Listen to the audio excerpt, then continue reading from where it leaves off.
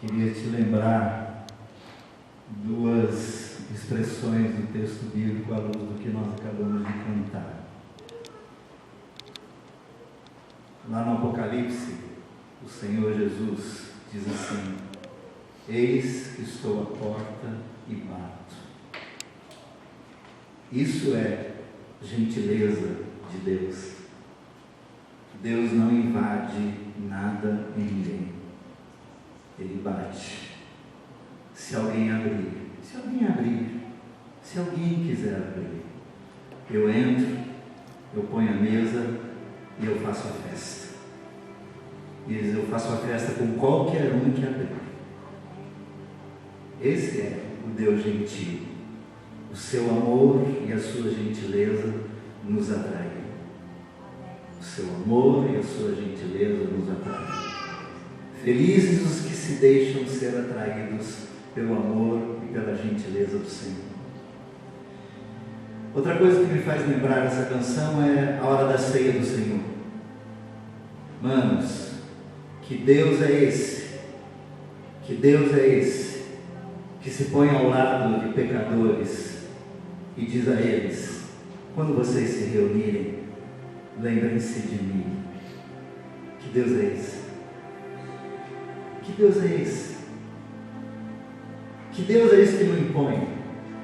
Que Deus é esse que não dá ordens? Que Deus é esse que não tem comandos? Que não decreta coisíssima alguma?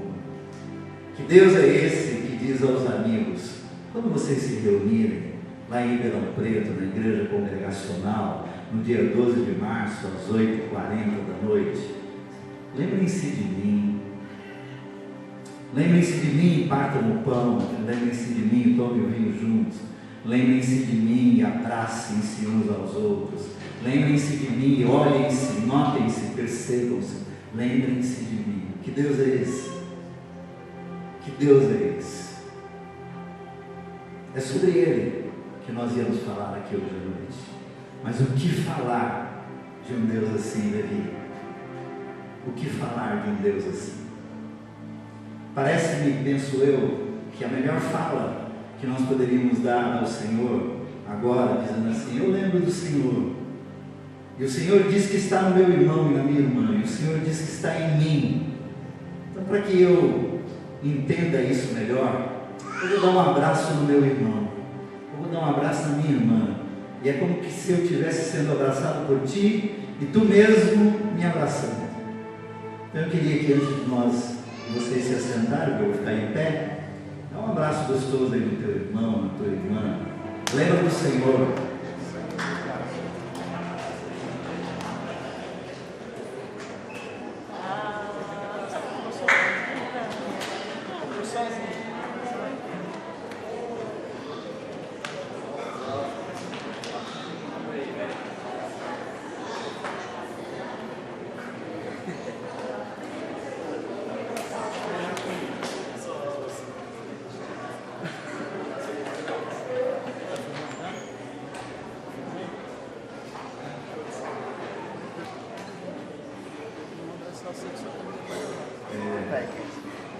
Pessoa que você abraçou aí, você sabe o nome? Sabe o nome? Sabe o nome de quem você abraçou? Se não, você abraçou gente que você nem conhece. Pergunta o nome, assim, para lembrar pelo menos durante algum tempo, né? Muito bom. Levi, muito obrigado pela chance de poder estar aqui hoje à noite. Cadê o pastor Janderson? Janderson. Obrigado, amigo. Esse lugar aqui é seu, né? Obrigado. Obrigado, Charles, pela palavra boa que recebemos agora há pouco. Obrigado, Edson e a Denise, que estão me hospedando. Obrigado aos meus amigos do caminho, Thalita, Vado e outros que com eles estivemos ontem à noite na Igreja da Calçada. A igreja que se reúne numa calçada em Ribeirão Preto. E comemos pizza depois, foi muito bom. Obrigado aos que almoçaram junto comigo hoje. E foi um bom tempo. Um tempo de boa conversa, de boa prosa. E eu recebi o desafio de falar sobre o amor do Senhor. E eu escolhi um texto, uma das narrativas do Evangelho, a partir de Lucas, que é das que mais me chamam a atenção. E é para lá que eu gostaria que você fosse, se você trouxe aí a sua Bíblia, ou tem ela no celular, no tablet, enfim, vá para lá, se você entender que deve. Lucas capítulo 15. Lucas capítulo 15. Mas antes de sugerir uma leitura, olha aqui para mim, olha aqui para mim. Você sabia que Deus, gentil como é, a mim e a você, nos deseja, nos busca, nos quer e nos ama muito, mas muito, muito, muito mais do que eu e você o desejamos, o queremos, o buscamos e o amamos? Sabia disso? Sabia que a ocupação de Deus no universo é nos buscar, é nos desejar, é nos querer, é nos amar? Você sabia que Deus não tem outra coisa para fazer no universo senão nos amar, nos querer, nos desejar? Você faz ideia do quanto Deus quer se tornar íntimo de nós? Íntimo de cada um de nós? Muito mais do que qualquer um de nós o deseje, o queira, o busque e deseje a sua intimidade. Sabia disso? Eu vivo com isso no coração. Eu acordo e deito com isso no coração. Deus me quer mais do que eu a Ele. Deus me ama mais do que eu o amo. Deus me deseja mais do que eu desejo Ele. Deus quer mais a minha intimidade do que eu a dele. Eu vivo com isso no meu coração. Eu não encontro nas expressões bíblicas a respeito de Deus outra manifestação de amor senão essa. Eu os amo. Eu os criei para minha alegria. Eu tenho alegria em vocês. A criação me alegra, o universo me alegra, e vocês que são coroa da minha criação, me alegram. Eu gosto de vocês. Eu vivo com essa sensação no meu coração, e é o que me faz acordar, é o que me faz vencer as minhas paralisias, é o que me faz vencer as minhas atrofiedades, é o que me faz vencer os meus medos, as minhas desconfianças, é o que me faz vencer as minhas letargias, as minhas enfermidades, é o que me faz sair da cama e caminhar, porque eu sei que enquanto eu dormia, um Deus que não dorme me deseja mais do que eu a Ele, muito mais. Por causa disso, eu vivo meu dia em paz e eu durmo em paz, porque eu tenho um Deus que não pisca, que não cochila, e Ele me quer. Ele quer a minha intimidade. Descobri, depois de muitos anos na jornada da fé, desde os meus 6 anos de idade, eu já estou com 60, descobri que salvação é uma coisa, e eu sou salvo porque Ele quis me salvar, mas intimidade com Ele só tem se eu quiser. Se eu quiser. A salvação eu tenho porque Ele me deu.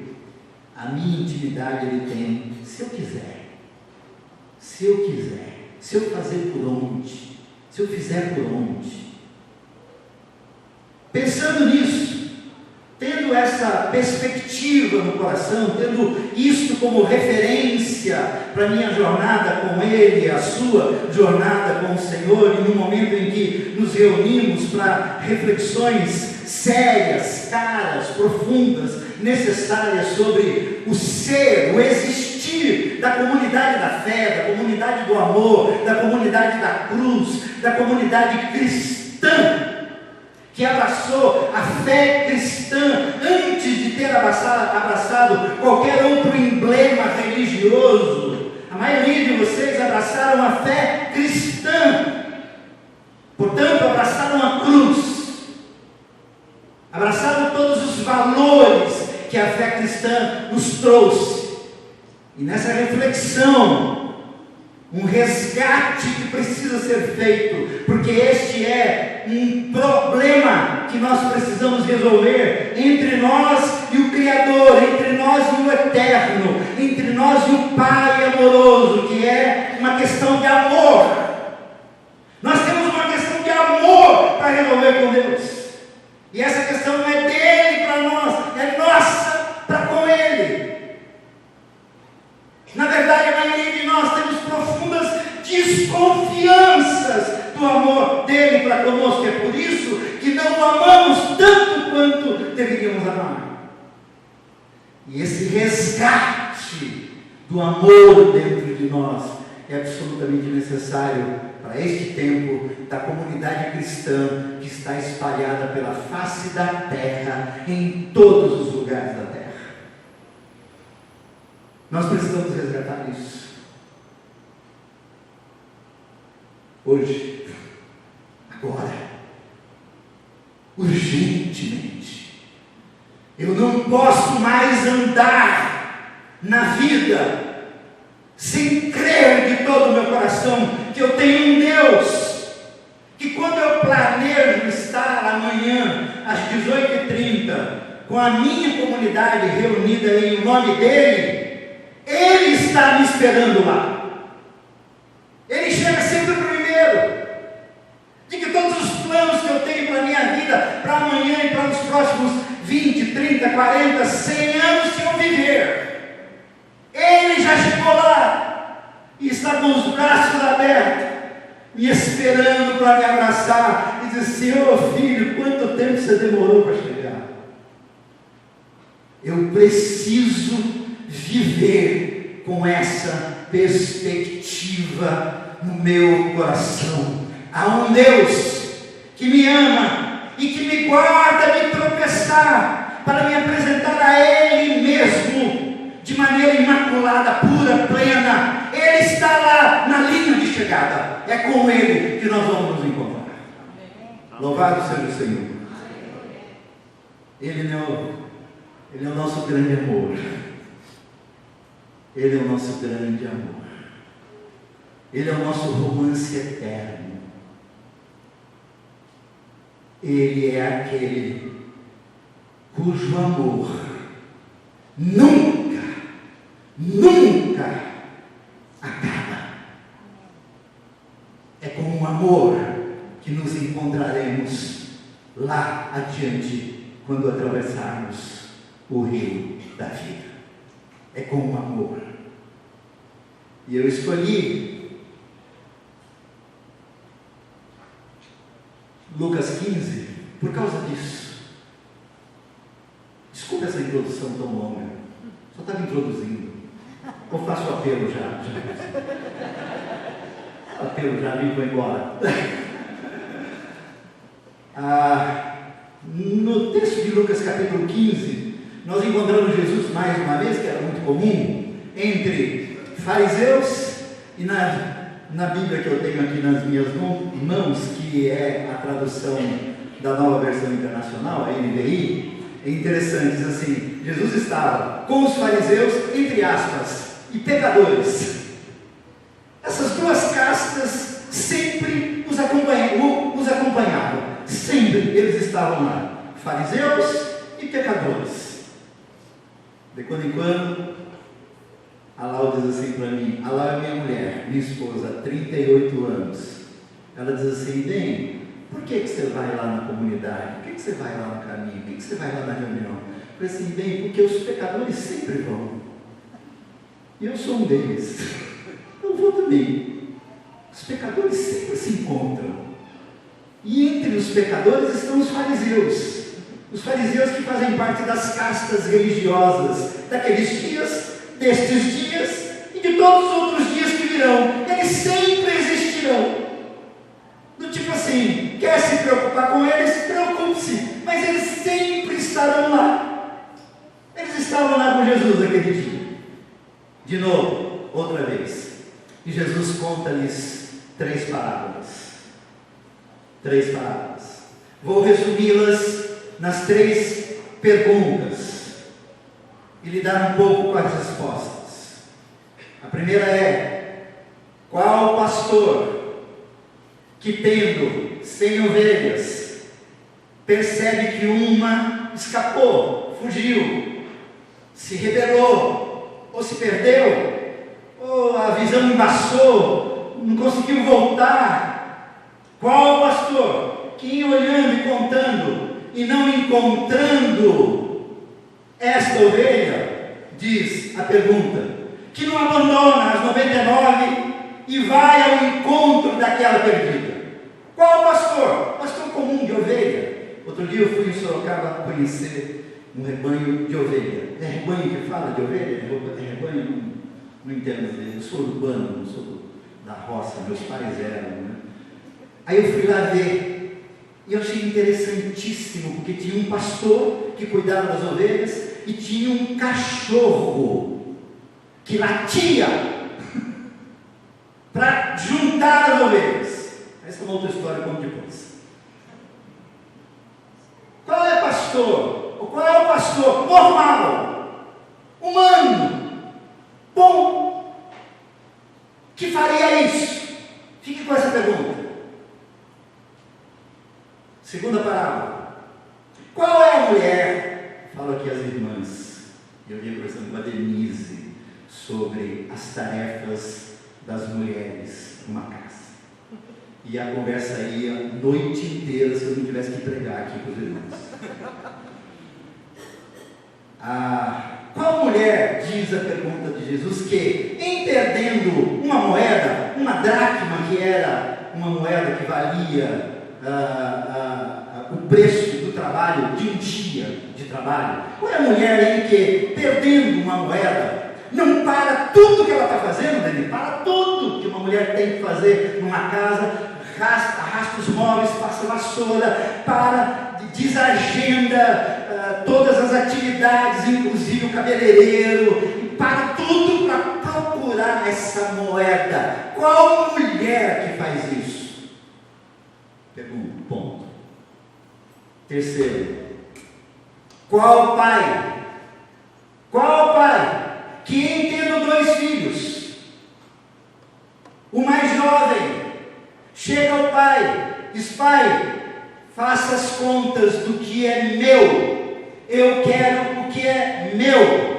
E o pai prontamente chama os contadores, faz as contas, chega a um cálculo do que era a parte daquele menino e diz ao contador: esse menino me considera morto, porque herança se recebe quando se morre, portanto ele está me considerando morto. Qual é pai que pega essa parte desse filho rebelde e dá ao filho? Qual é o pai que faz isso? Qual é a resposta a essas 3 perguntas? Da primeira, nenhum pastor. Da segunda, nenhuma mulher. Da terceira, nenhum pai. Desculpa aí, eu sou pai. Desculpa aí, eu sou também pastor de igreja, não de ovelhas. Mas não sou mulher, mas tem uma mulher que trabalha em casa. E eu nunca vi a Lau dizendo para mim assim: bem, perdi uma moeda, ou uma nota de $1, de um euro, ou eu perdi uma moeda, me ajuda a achar. Parou tudo, não foi trabalhar, ficou, arrasta para casa, e assim, e aí achou, bem, liga para todo mundo, liga para os vizinhos, para o pai, para a mãe, para o tio, para a tia, para a sogra, para todo mundo, manda vir, porque nós vamos dar uma festa, porque eu achei a moedinha. Qual é a mulher que faz isso? Nenhuma.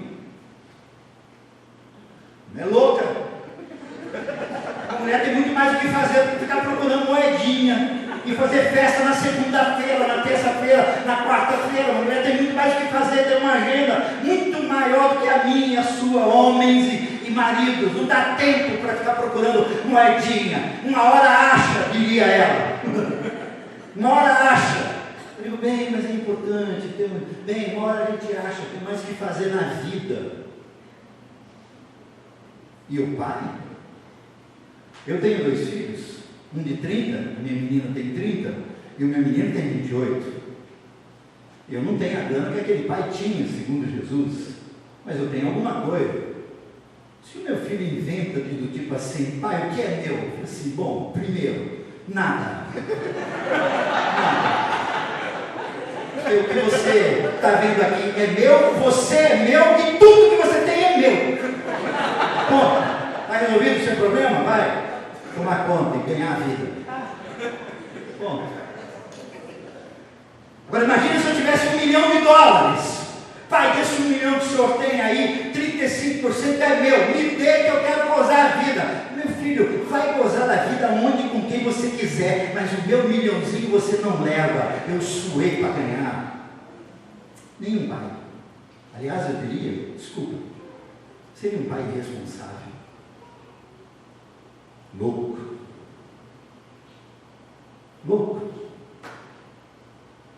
Pois é. Sabe o que eu vim falar para você aqui hoje? Sobre amor, louco amor. Amor, louco amor.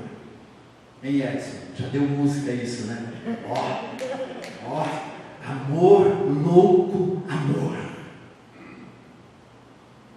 É desse amor que eu vim hoje aqui compartilhar com vocês.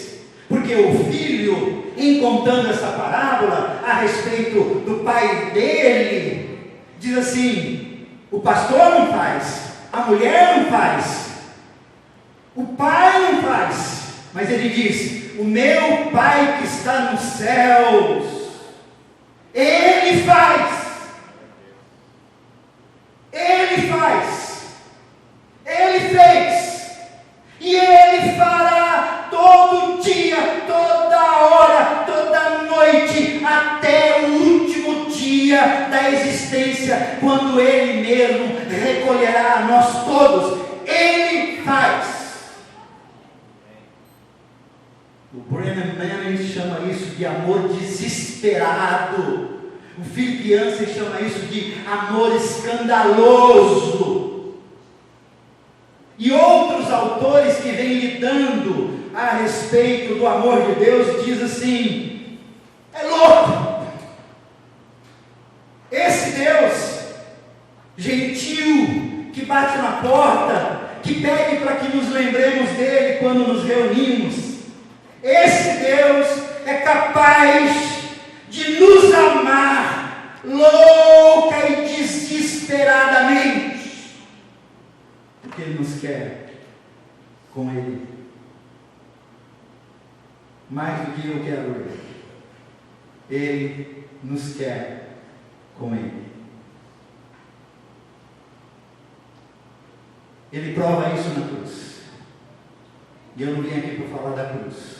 O Charles falou um pouco sobre isso aqui. Mas para mim, a cruz, ou ela vale para tudo, para todos e para todos sempre, ou ela não vale para nada, para ninguém, e nós vamos ter que dar um outro jeito na nossa vida. A cruz fecha a questão do amor de Deus. Fecha. E nesse momento, diria assim, o que nós estamos fazendo?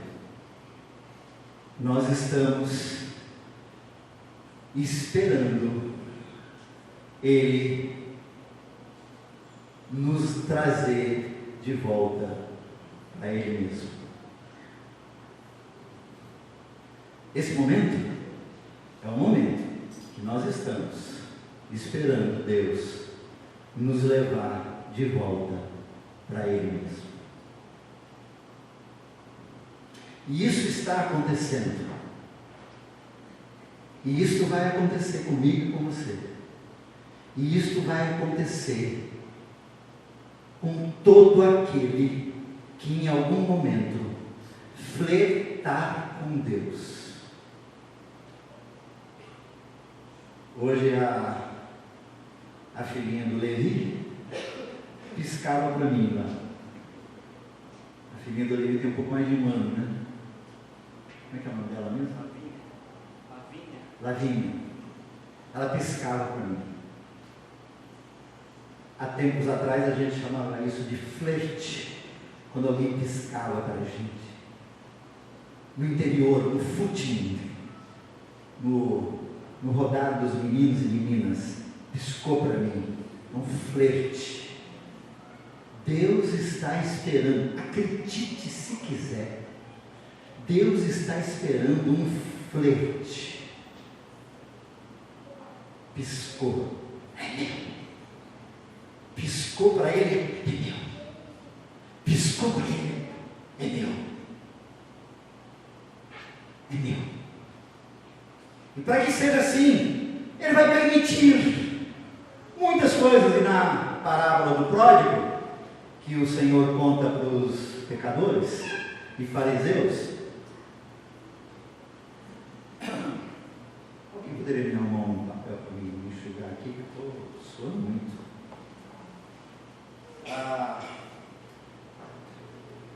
Na jornada que todos nós estamos fazendo, sabe o que é que Deus está esperando?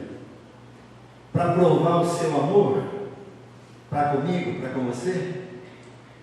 Ele está esperando aquela hora emblemática, paradigmática, quando eu e você cairmos em nós mesmos. Que é a melhor queda que alguém pode ter na vida, é quando cai em si. Se olha, se percebe, se nota, se reconhece, se entende, se mede. Cair em si.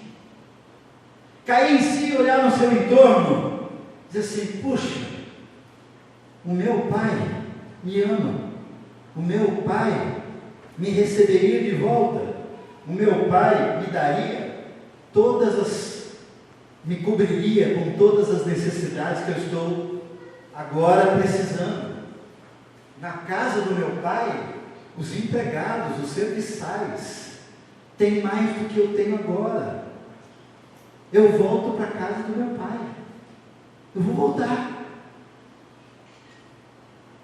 E o Paulo, o apóstolo, escrevendo aos irmãos romanos, no capítulo 2, ele diz que esse cair em si, que nos leva ao arrependimento, não é uma ação que nós mesmos produzimos, é uma ação que a bondade de Deus produz em nós. Diz lá o Paulo no capítulo 2, não esqueçam, é a bondade de Deus que vos leva ao arrependimento. Não é a nossa bondade. A bondade de Deus chega em mim, faz-me cair em mim, eu levanto e digo: vou voltar para a casa do meu pai.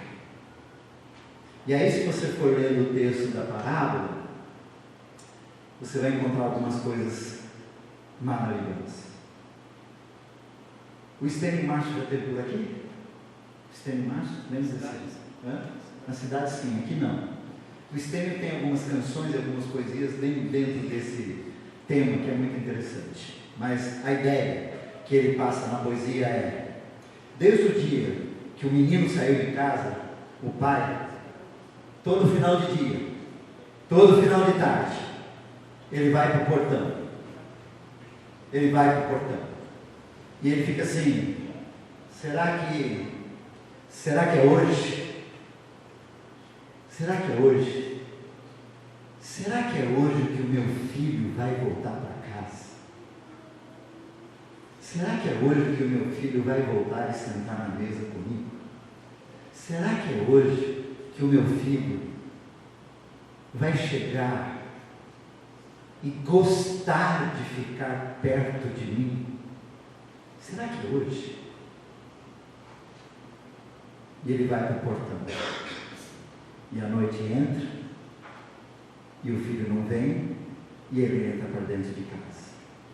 E no dia seguinte ele volta, e no dia seguinte ele volta, e no dia seguinte ele volta, até que um dia ele olha ao longe, ele vê um vulto, uma sombra. É meu filho.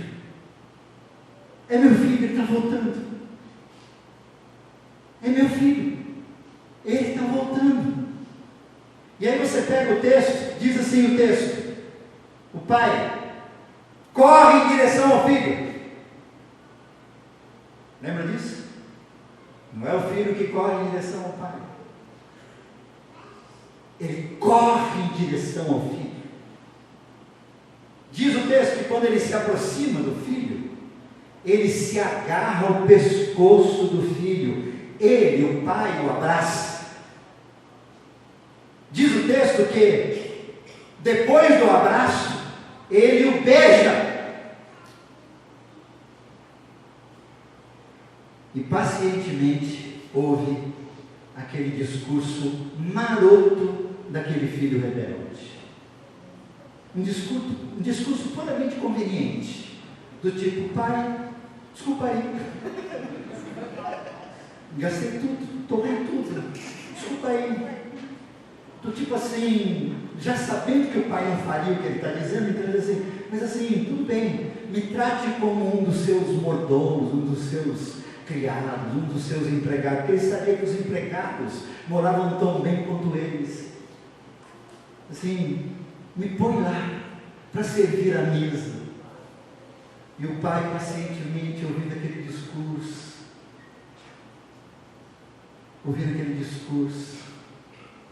põe o braço sobre o filho, o ombro do filho, encosta aqui, como eu já fiz com meu filho algumas vezes, encosta aqui, e começa a ir em direção à casa. E aí o irmão mais velho, amotinado, os empregados, o tipo: pô, lá vem aquele de novo, olha a cara de pau dele, e o pai abraçado nele, e vem, espera para ver o que vem. E aí o primeiro que abre a boca diz: oh, é meu filho,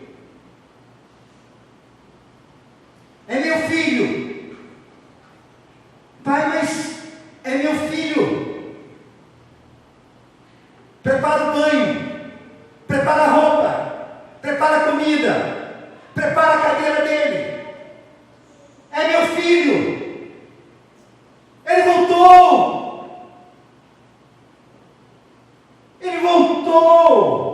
ele estava perdido, ele estava morto, já havia sido dado como morto, ele voltou, é meu filho.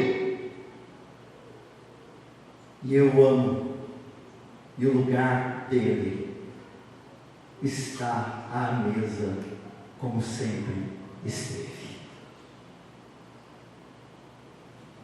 O profeta Isaías diz que, e é uma das vezes no texto bíblico em que Deus aparece como feminino, lembra? Como uma galinha, ó Israel, lembra? Como uma galinha, eu quis ter vocês debaixo das minhas asas, vocês não quiseram. Como uma galinha que protege os seus pintainhos, eu quis ter vocês debaixo das minhas asas, vocês não quiseram, mas a hora que voltarem, as minhas asas estão aqui para recebê-los de volta. Gosto da ideia de um Deus mãe. Mãe. E sabe qual é a imagem que eu tenho na minha cabeça, no meu coração e na minha memória?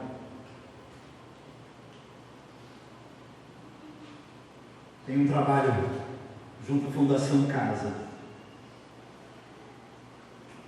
Fui lá várias vezes, em dias de visita. As mães estão lá do lado de fora, sendo revistadas, indignamente revistadas, para visitarem seus filhos que estão lá dentro da Fundação Casa. Já vi algumas cenas de guardas policiais, às vezes gente ligada à diretoria, vir falar com elas. E às vezes dizem assim: mães, houve um motim essa noite, e vocês não poderão ver os filhos de vocês. E as mães, sabe o que elas dizem? Dos piores delinquentes que a cidade tem: doutora, é meu filho, deixa eu levar eles para casa, eu sei cuidar deles. É meu filho, me devolva, eu sei cuidar.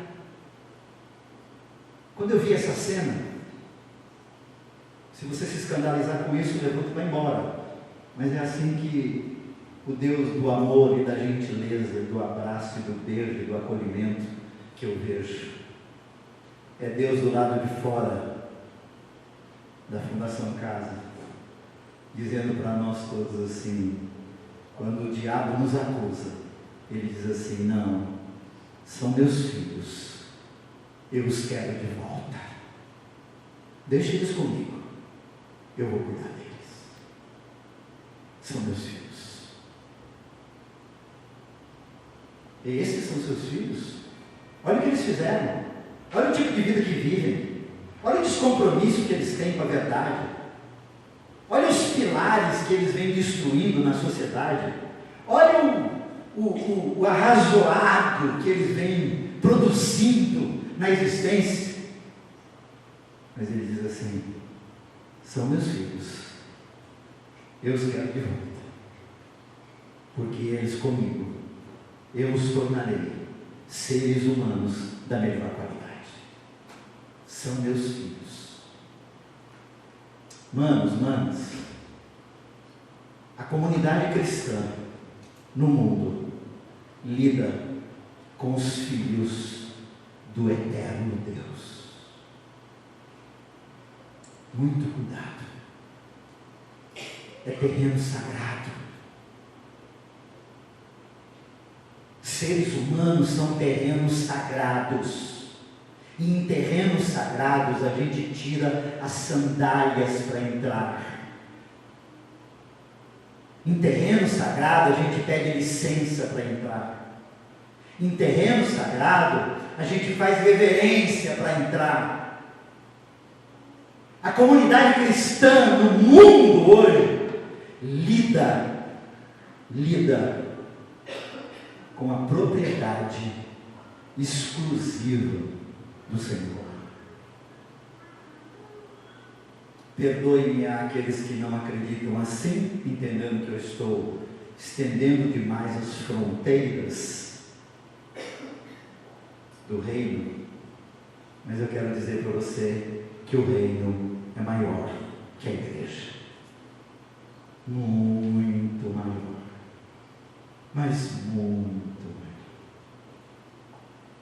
e que os nossos olhos precisam ser abertos, e que a nossa mente precisa urgentemente ser alargada, e os nossos braços precisam se esticar, e as nossas pernas precisam dar passos mais longos, porque o reino quer abraçar e levar para a mesa todo mundo, para que ninguém fique de fora. E sabe qual é a ferramenta? Sabe qual é a ferramenta? O amor.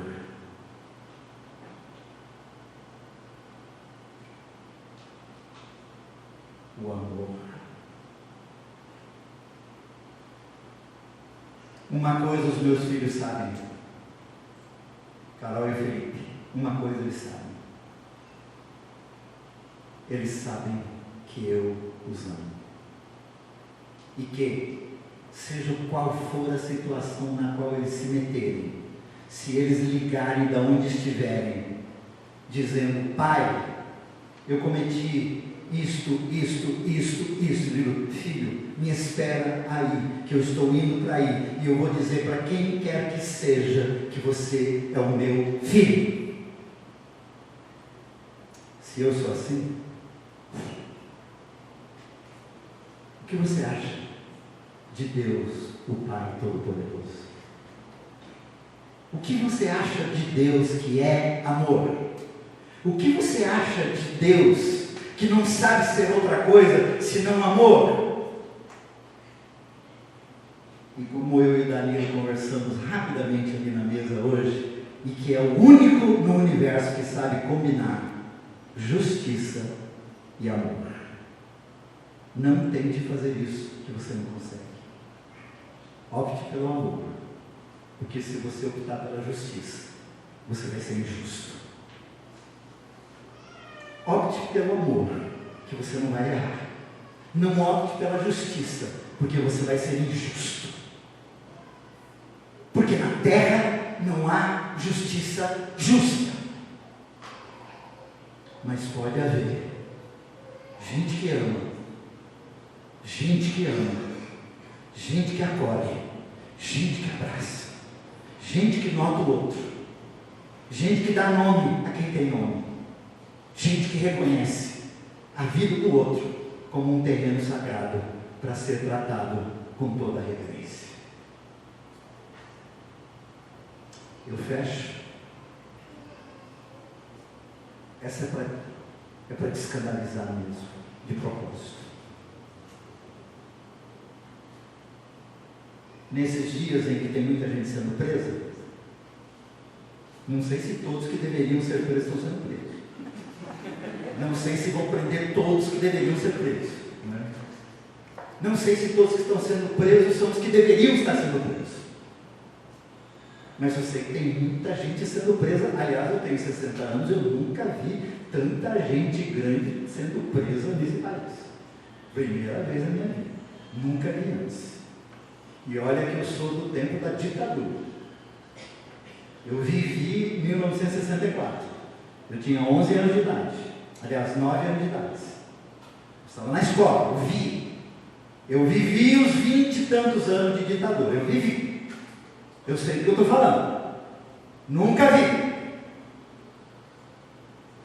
Aí alguém da comunidade da fé, da comunidade do amor, da comunidade da cruz, da comunidade da graça, do caminho da graça. Brega. O que a gente faz com os presos?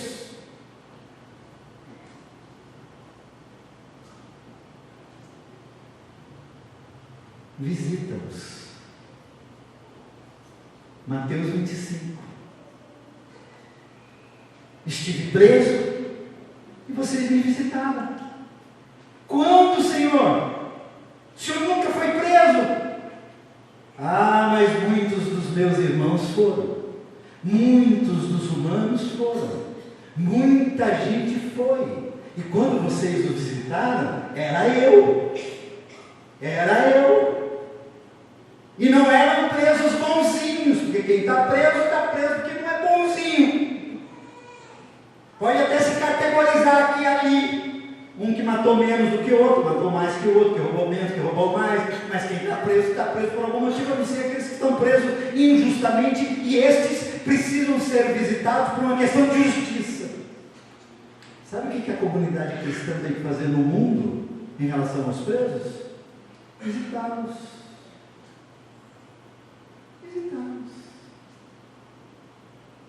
E constrangê-los com amor. O amor é a força mais constrangedora que existe no universo. O amor. Foi o amor de Deus que nos constrangeu e nos constrange e vai nos constranger até o último dia de nossas vidas. quer constranger alguém poderosamente, ame-o. Amar não significa casar com ele. Amar não significa levar para casa.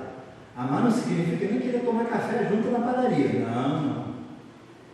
Amar é rasgar o coração e deixar uma brecha aberta para receber quem quer que seja, que queira viver na dimensão do amor.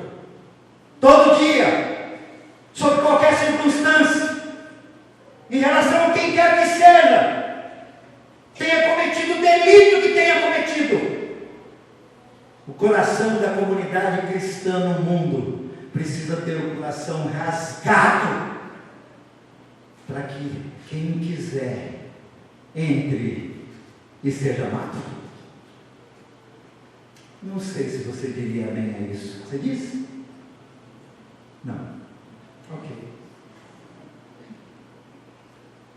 Eu não disse no começo que nós temos um problema de amor para resolver? Nós temos um problema de amor para resolver. Não de Deus para conosco, mas de nós para com Ele. Sabe por quê? Porque Deus decidiu ser amado no Levi. Vou falar o Levi porque é uma gente boa. Poderia dizer qualquer outro, mas não vou me arriscar. Mas Deus decidiu ser amado no outro. Qualquer outro, em qualquer lugar, em qualquer circunstância. Deus decidiu ser amado no outro. Deus decidiu ser adorado no outro. Deus decidiu ser servido no outro. Deus decidiu ser tocado no outro. Lembro-me das canções mantras que surgiram nos anos 80, 90, por vias as mais variadas. E algumas eram assim: quero te tocar, quero te abraçar. Como? Desculpa aí, manos. Desculpa aí. Você já viu Deus em algum lugar você abraçado? Eu nunca vi. Eu nunca vi. Você viu, James? Viu Deus em algum canto aqui para você abraçar? Quero tocá-lo, quero abraçá-lo, quero beijá-lo. Aí Deus diz assim: tá bom, filho, olha aí do lado, olha fulano, olha quem chegou, olha ali. Então vai lá, toca, abraça, beija, acolhe, dá comida, põe roupa, trata. Vai lá, querido, eu tenho tudo, mano, eu tenho tudo. Meu Deus, o nosso Deus, não é carente de afeição, pelo contrário, Ele tem tudo, se basta em amor. A Trindade é o trio mais romântico que existe no universo. Eles não estão carentes de amor, eles estão querendo doar amor. E eu que não entendo e não recebo. Então, quando eu canto essa canção, lembro-me desses mantras, e a gente ficava cantando e olhando para o céu, esperando que descesse um anjo para a gente abraçar, esperando que Deus descesse para a gente abraçar. E aí ficava todo mundo olhando. Aí Deus não vinha, anjo nenhum vinha, e a gente saía sem abraçar ninguém. Uma frustração. Até que eu entendi. E a hora que eu cheguei ali na porta, alguém me abraçou dizendo assim: poxa, eu já gosto de você sem te conhecer. E nós nos abraçamos mais demorado do que o normal. E eu cá comigo pensando assim: é nele, é nesse irmão que Deus decidiu ser abraçado. E eu abracei o Senhor hoje aqui, à medida que abracei vários irmãos. Abracei Jesus, abracei o Espírito Santo, abracei a Trindade, abracei o amor, à medida que abracei os meus irmãos. Queridos, ressignifique o seu conceito sobre amor. Acredite, é mais do que imagina você. Bora lá.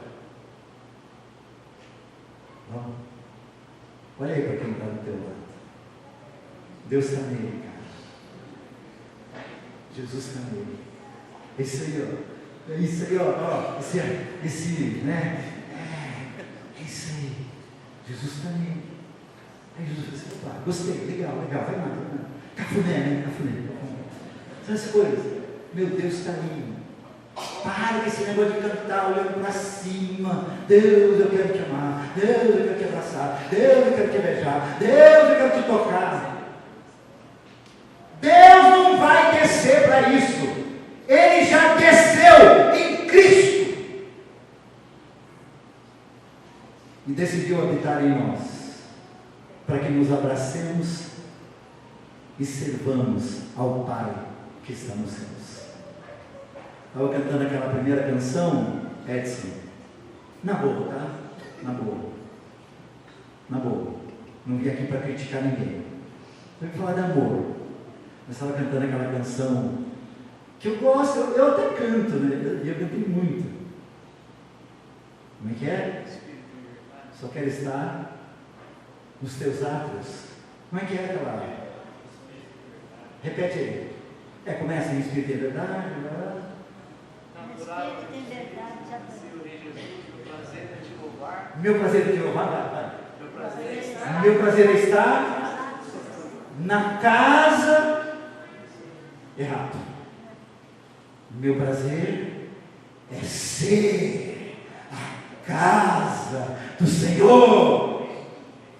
Eu sou a habitação do Senhor. Eu sou a casa do Senhor. É em mim que Ele habita. Eu tenho prazer em ser a casa do Senhor. E aí continua nos atos, como é que é? Eu só quero estar.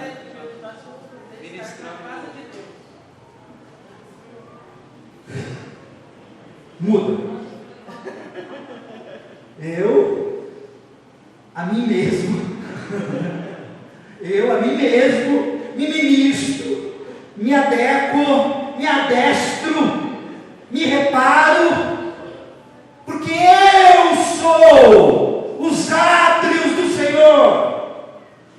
Em mim Ele habita, em vós Ele habita.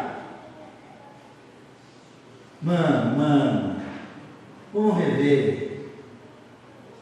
rever o nosso conceito sobre amor e presença de Deus em nossas vidas. Deus desejou ser amado no outro. Que Deus nos abençoe. Amém, queridos? Amém mesmo? Então vamos ficar em pé. Chega aí no teu irmão, põe teu braço direito